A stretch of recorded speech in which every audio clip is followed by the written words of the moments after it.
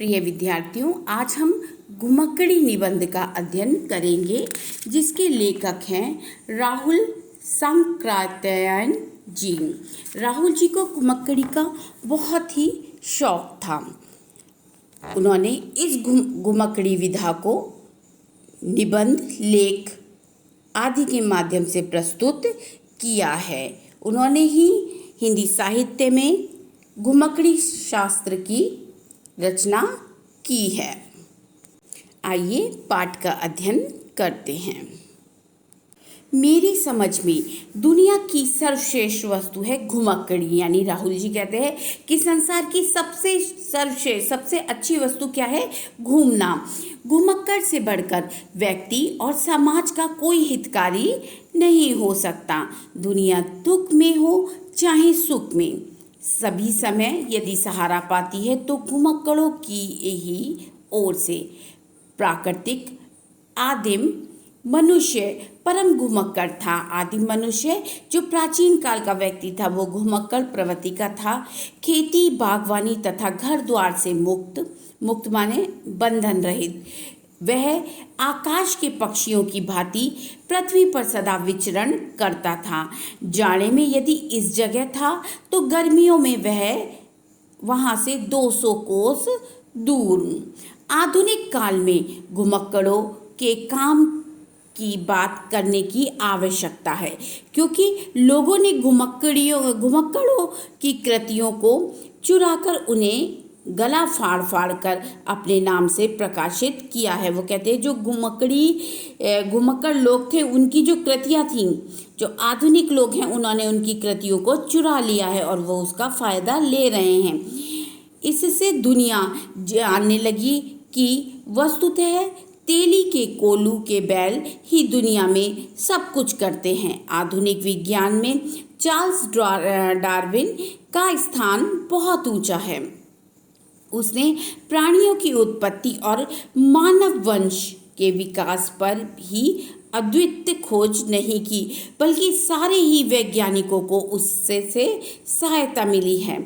कहना चाहिए कि सभी वैज्ञानिकों को डार्विन के प्रकाश में दिशा बदलनी पड़ी। लेकिन क्या डार्विन अपने महान आविष्कारों को कर सकता था यदि उसमें घुमक्कड़ी का व्रत नहीं लिया होता? लेखक का कहने का तात्पर्य है जो आविष्कार है, जो चार्ल्स डार्विन का आविष्कार है कि मनुष्य की उत्पत्ति कैसे हुई और मनुष्य का वंश आगे कैसे बढ़ा, अगर वो भी घुमक्कड़ी प्रवृत्ति से मतलब घूमने वाले व्यक्ति ना होते तो क्या वह इतनी खोज कर पाते? और आज उनकी खोजों को लोग और अधिक खोज कर रहे हैं, यानी उनके खोजों को और अधिक प्रोत्साहित आगे बढ़ा रहे हैं। तो वो व्यक्ति तभी कर पाता जब वो है घुमक्कड़ी शास्त्र से वाकिफ होता। मैं मानता हूँ पुस्तकें भी कुछ कुछ घुमक्कड़ी का रस प्रदान करती हैं, लेकिन जिस तरह फोटो देखकर आप हिमालय के गहन वनों और खेतों, हिम मुकुटित शिखरों के सौंदर्य, उनके रूप, उसकी गंध का अनुभव नहीं कर सकते, उसी तरह यात्रागत कथाओं से आपकी उस बूंद से भेंट नहीं हो सकती जो कि एक घुमक्कड़ को प्राप्त होती है। यहाँ पर लेखक का कहने का तात्पर्य है कि हम फोटो में हिमालय देख सकते हैं, एक फ़ोटो में हम हिमालय देख सकते हैं। मैं मानता हूँ कि पुस्तकें भी, कि पुस्तकों को देखकर उससे शिक्षा लेकर हम उसमें दी हुई पिक्चरों को देखकर उस चीज़ का रस प्राप्त कर सकते हैं, उसका थोड़ा सा तनिक सा अनुभव प्राप्त कर सकते हैं कि हिमालय पर्वत कैसा होता है, बर्फ़ से ढका होता है, या मतलब कुछ भी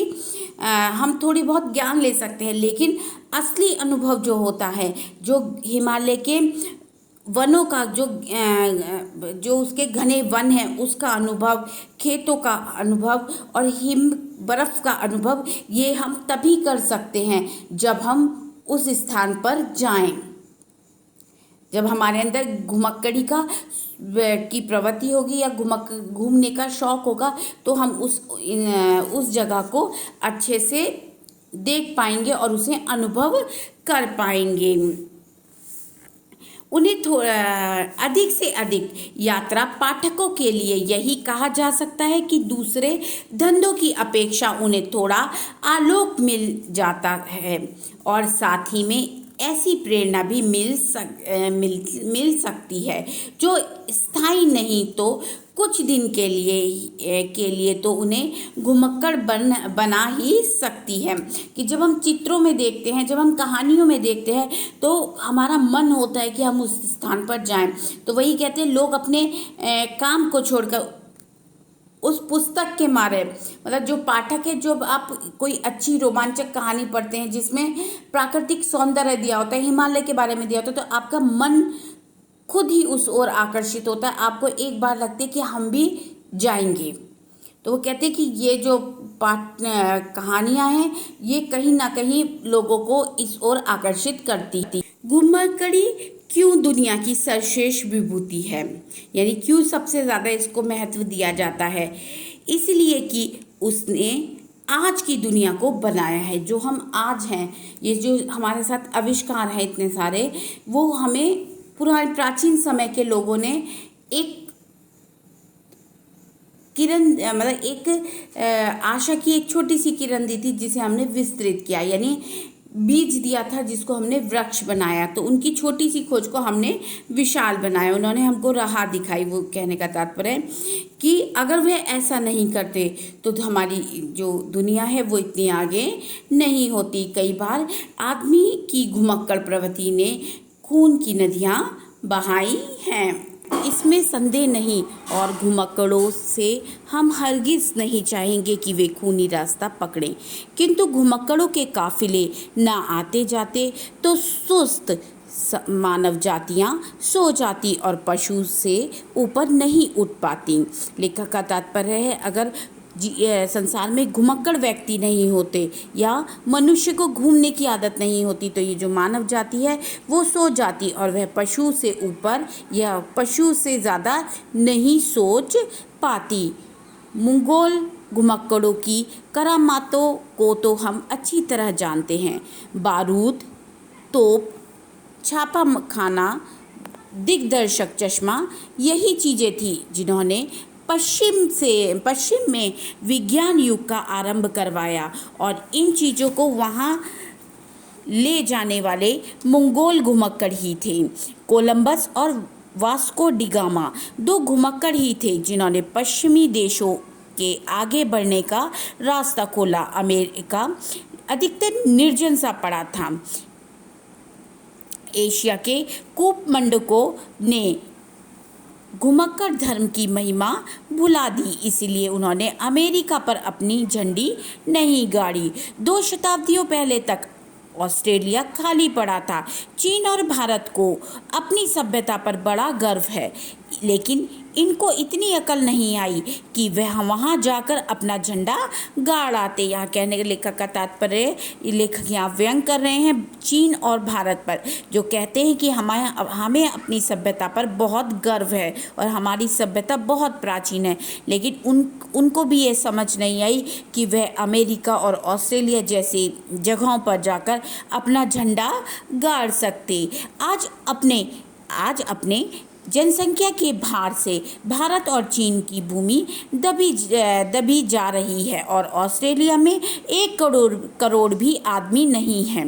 आज एशियाइयों के लिए ऑस्ट्रेलिया का द्वार बंद है, लेकिन 2 सदी पहले वह हमारे साथ हाथ की चीज थी। क्यों भारत और चीन ऑस्ट्रेलिया की अपार संपत्ति और अमित भूमि से वंचित रह गए? इसलिए कि वे घुमक्कड़ धर्म से विमुख थे, कि वह घुमक्कड़ धर्म के बारे में नहीं जानते थे, उसे भूल चुके थे। दुनिया के अधिकांश धर्मनायक घुमक्कड़ रहे। धर्माचार्यों में आचार विचार, बुद्धि और तर्क तथा सहायता में सर्वश्रेष्ठ बुद्धि घुमक्कड़ राज थे। भारत के प्राचीन धर्मों में जैन धर्म भी है। जैन धर्म के प्रतिष्ठापक श्रमण महावीर कौन थे? वह भी घुमक्कड़ राज थे। घुमक्कड़ धर्म के आचरण में छोटी से बड़ी तक सभी बाधाओं और उपाधियों को उन्होंने त्याग दिया था। घर द्वार और नारी संतान ही नहीं, वस्त्र का भी वर्जन कर दिया था। यहाँ पर लेखक का कहने का तात्पर्य है कि जितने भी लोग हुए हैं, जिन्होंने जो धर्माचार्य हुए हैं, वे सब घुमक्कड़ प्रवृत्ति के थे, यानी वह घूमने पर विश्वास रखते थे और घूमते समय उनके जीवन में आने वाली कोई भी बाधा, चाहे नारी, चाहे पत्नी, चाहे घर द्वार, इन सबको उन्होंने छोड़ दिया। भगवान महावीर दूसरी तीसरी नहीं, प्रथम श्रेणी के घुमक्कड़ थे। वह आजीवन घूमते ही रहे। वैशाली में जन्म लेकर विचरण करते ही पावा में उन्होंने अपना शरीर छोड़ा। बुद्ध और महावीर से बढ़कर यदि कोई त्यागी तपस्या और सहृदयता का दावा करता है तो मैं उसे केवल दंभी कहूँगा, यानी ढोंगी कहूँगा। आजकल कुटिया या आश्रम बनाकर तेली के बैलों की तरह कोलू से बंधे कितने ही लोग अपने को अद्वितीय महाराज कहते हैं या चेलों से कहलवाते हैं। लेकिन मैं तो यही कहूँगा, घुमक्कड़ी को त्याग कर यदि महापुरुष बना चाहता तो फिर ऐसे लोग गली गली में देखे जाते। घुमक्कड़ी के लिए चिंताहीन होना आवश्यक है और चिंताहीन होने के लिए घुमक्कड़ी भी आवश्यक है। घुमक्कड़ी से बढ़कर सुख कहाँ मिल सकता है? आखिर चिंताहीनता तो सुख का सबसे स्पष्ट रूप है। घुमक्कड़ी में कष्ट भी होते हैं, लेकिन उसे उसी तरह समझिए जैसे भोजन में मिर्ची में यदि कड़वाहट ना हो तो क्या कोई मिर्ची प्रेमी उसे हाथ भी लगाएगा? वस्तुतः घुमक्कड़ी में कभी कभी होने वाले कड़वे अनुभव उसके रस को और बढ़ा देते हैं। उसी तरह जैसे काली पृष्ठभूमि में चित्र अधिक खिल उठता है। व्यक्ति के लिए घुमक्कड़ी से बढ़कर कोई नकद धर्म नहीं है। इसलिए मैं कहूँगा कि हर एक तरुण और तरुणी को घुमक्कड़ व्रत ग्रहण करना चाहिए। इसके विरुद्ध दिए जाने वाले सारे प्रमाणों को झूठा और व्यर्थ समझना चाहिए। यदि हितबंधन बाधा उपस्थित करते हैं तो समझ जाना चाहिए कि वे निवांध हैं। यदि धर्माचार्य कुछ उल्टा सीधा तर्क देते हैं तो समझ लेना चाहिए कि इन्हीं ढोंगियों ने संसार को कभी सरल और सच्चे पथ पर चलने नहीं दिया। यदि राज्य और राजसी नेता अपने कानूनी रुकावट डालते हैं तो 1000 बार के तजुर्बे की ही हुई बात कि महानदी के वेग की तरह घुमक्कड़ी की गति को रोकने वाला दुनिया में पैदा नहीं हुआ। बड़े बड़े कठोर पहरे वाली राज्य सीमाओं को घुमक्कड़ों ने आंखों में धूल झोंक कर पार किया है। मैंने स्वयं 1 से अधिक बार किया है। संक्षेप में हम यह कह सकते हैं कि यदि कोई तरुण तरुणी घुमक्कड़ धर्म की दीक्षा लेता है तो मैं अवश्य कहूँगा कि दीक्षा वही ले सकता है जिसमें भारी मात्रा में हर तरह का साहस है। उसे किसी की बात नहीं सुननी चाहिए। न माता के आंसू बहने की परवाह करनी चाहिए, न पिता के भय और उदासी की, ना अपनी पत्नी के रोने धोने की और ना किसी तरुणी के अभागे पति के कल्पने की। लेखक कहते हैं, सैर कर दुनिया की गाफिल, जिंदगानी फिर कहाँ। जिंदगानी कर कुछ रही तो नौजवानी फिर कहाँ। कहने का तात्पर्य है, दुनिया में मनुष्य जन्म एक ही बार होता है और जवानी भी केवल एक ही बार आती है। साहसी मनस्वी तरुण तरुणियों को इस अवसर से हाथ नहीं धोना चाहिए। कमर बांध लो भावी घुमक्कड़ों, संसार तुम्हारे स्वागत के लिए बेकरार है। इस कहानी से, इस निबंध से हमें यह शिक्षा मिलती है कि हमें जीवन में नए स्थानों, नए मित्रों और नई संस्कृतियों का अनुभव करना चाहिए।